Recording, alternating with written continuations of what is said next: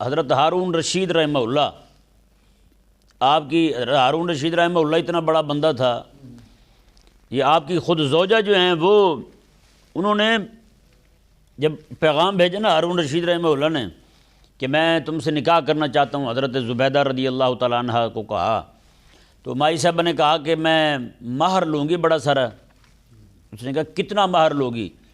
اس نے کہا کہ بغداد سے نہر کھود، مدینہ میں بھی جائے پانی، مکے میں بھی جائے، بغداد سے نہر جاری ہو، مدینہ میں بھی پانی پہنچے، مکے میں بھی پہنچے۔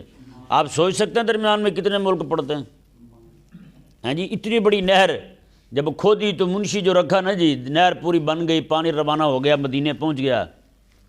منشی رجسٹر لے کر آیا، کھاتوں والا جسے دفتر کہتے ہیں، وہ لے کر آیا، آ کے اس نے کھولا، آپ نے میں یہ کیا ہے؟ مائی صاحبہ نے کہا کیا ہے یہ؟ اس نے کہا جی یہ اس میں وہ سارا کھاتا لکھا ہوا ہے۔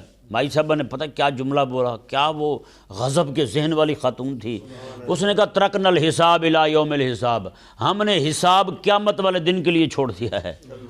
ہم نے حساب نہیں لینا، رب کے لیے خرچ کیا اور حساب کیا لینا ہے ہم نے؟ ترکنا الحساب الی یوم الحساب، ہم نے حساب کو یوم حساب پر چھوڑ دیا ہے۔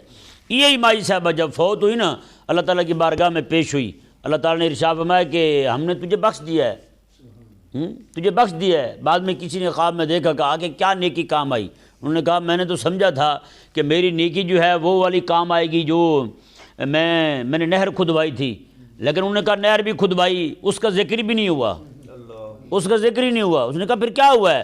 اس نے کہا ایک دن میں گھر بیٹھی تھی، اپنے ایوان میں اپنے گھر میں بیٹھی تھی، تو میں کھانا کھا رہی تھی، ادھر اذان کا وقت ہوا، ادھر میرا دوپٹہ جو ہے نا سر سے سرکا ہوا تھا، تھوڑا سا پیچھے تھا، کچھ بال ظاہر ہو رہے تھے۔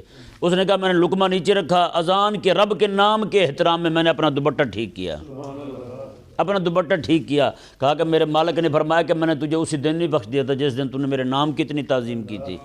اب بتاؤ نا یار، جو خاتون اپنا دوپٹہ ٹھیک کر لے رب کا نام سنتے ہوئے، رب اسے بخش دے۔ جو رب کا نام زمین سے اٹھاتا پھرتا، رب اسے نہیں بخشے گا یار؟